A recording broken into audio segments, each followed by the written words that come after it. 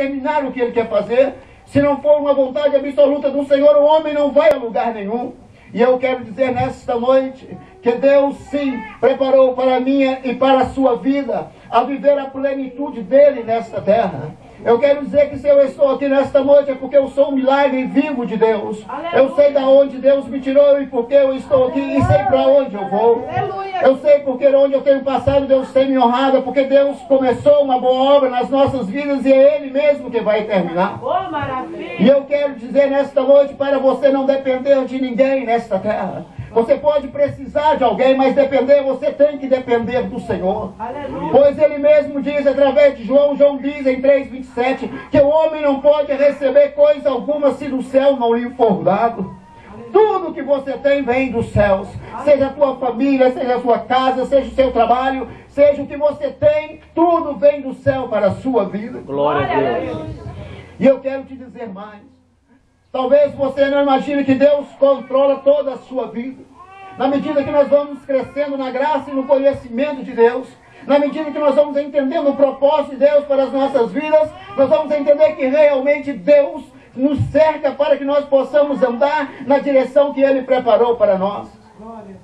Paulo, escrevendo ao Coríntios, em Coríntios 3,5, ele diz: não que sejamos por nós mesmos capazes de pensar alguma coisa como se partisse de nós.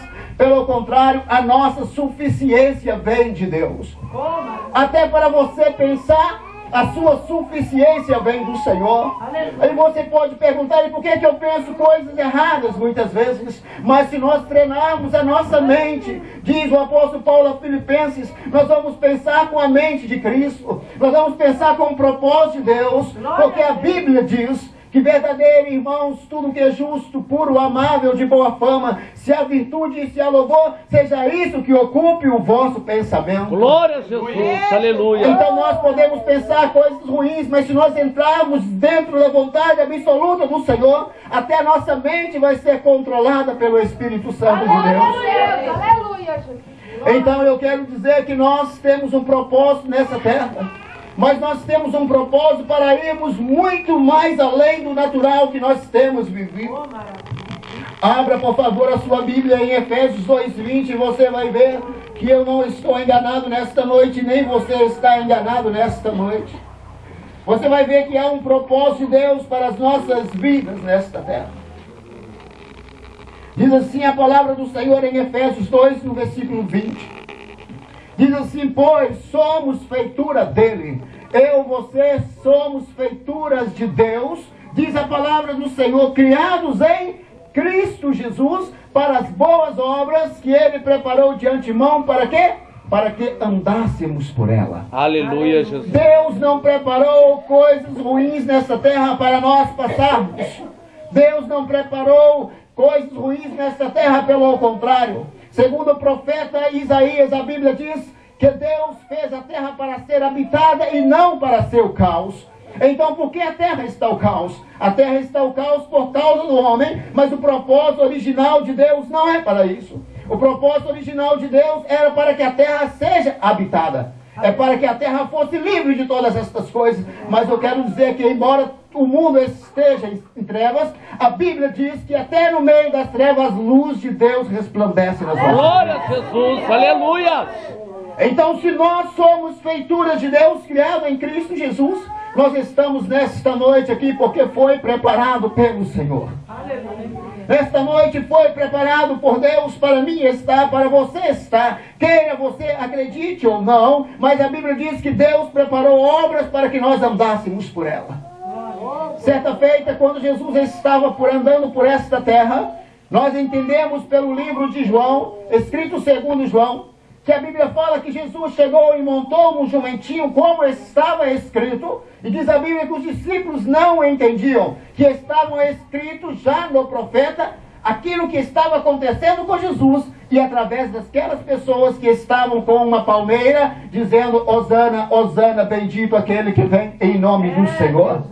A profecia não estava escrita somente por causa de Jesus, também estava escrita a respeito daqueles que estavam ali. E eu quero dizer nesta noite que existe uma história escrita para a sua vida nesta terra. Glória a Deus. mas te escolheu desde antes a fundação do mundo para quê? Diz a Bíblia, para ser santo, para ser irrepreensível. E diz mais a palavra do Senhor para as nossas vidas. E no versículo 11 diz assim: nele digo, no qual fomos feitos também herança. Você é herança de Deus nesta terra. Você não é simplesmente uma carteira de identidade ou CPF. Você é uma herança de Deus nesta terra. Glória a Deus, aleluia. Então no versículo 11 diz, Efésios 1:11: nele digo, nós como feito também herança, predestinado, segundo o propósito daquele que faz todas as coisas conforme o conselho da sua vontade. Aprove Deus te chamar. Aprove Deus fazer uma obra na sua vida. Aprove Deus escrever uma história para você e dizer: olha, eu não precisei pedir opinião a ninguém. Eu, com a minha soberania, aprove eu, dizer-lhe conselho da minha vontade, escrever uma história para a sua vida. E para que essa história que Deus fez? É para você ganhar mais dinheiro?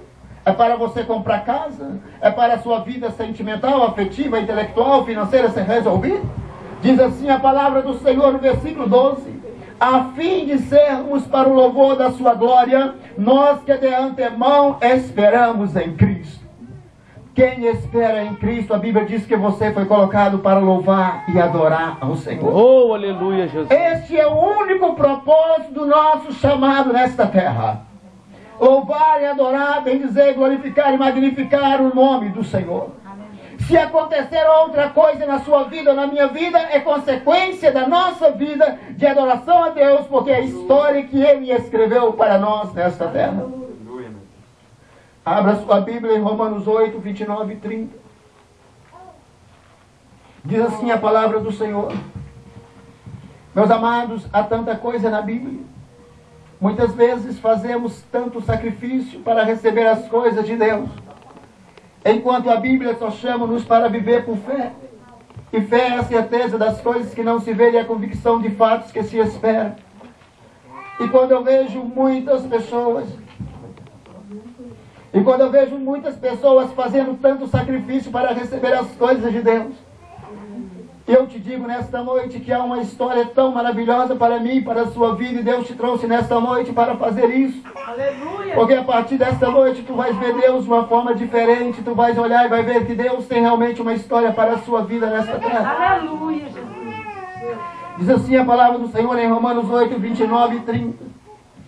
No versículo 28 diz assim: sabemos que todas as coisas cooperam para o bem daqueles que amam a Deus, daqueles que são chamados segundo o teu propósito. Aleluia. Meu amado irmão, minha família, santos de Deus, mesmo se as coisas não estiverem bem para você, eu quero dizer que essas coisas estão cooperando para a sua vida. Oh, glória, aleluia. Por que essas coisas estão cooperando? É porque a Bíblia não mente. E diz assim no versículo 29, porque os que de antemão conheceu, também os predestinou para ser conforme a imagem de seu Filho, a fim de que ele seja primogênito entre muitos irmãos. No versículo 29 diz assim, no versículo 30, e aos que predestinou, o que é isso? Escolher desde antes a fundação do mundo, que diz em Efésios. E ao que predestinou, chamou, depois justificou e depois glorificou. A obra na nossa vida está completa. Aleluia! A Bíblia diz que o Senhor glorificou. O que é glorificar? É fazer santo, é tornar santo. E Deus, por através de Jesus, já nos tornou santo nesta terra. Glória a Deus! A santidade agora implica a responsabilidade pessoal, de andar de glória em glória, de força em força, de não reclamar, de não murmurar, e de louvar a Deus, de bendizer a Deus, de glorificar o nome do Senhor em espírito e em verdade. Aleluia! Entender a palavra do Senhor, que Deus preparou de antemão. Nós olhamos pela Bíblia de Gênesis. Abra, por favor, a sua Bíblia em Gênesis. Oh, maravilha de Deus! Gênesis 15. Aleluia! Eu quero dizer que ninguém aqui era pior do que Abraão, Isaac e Jacó.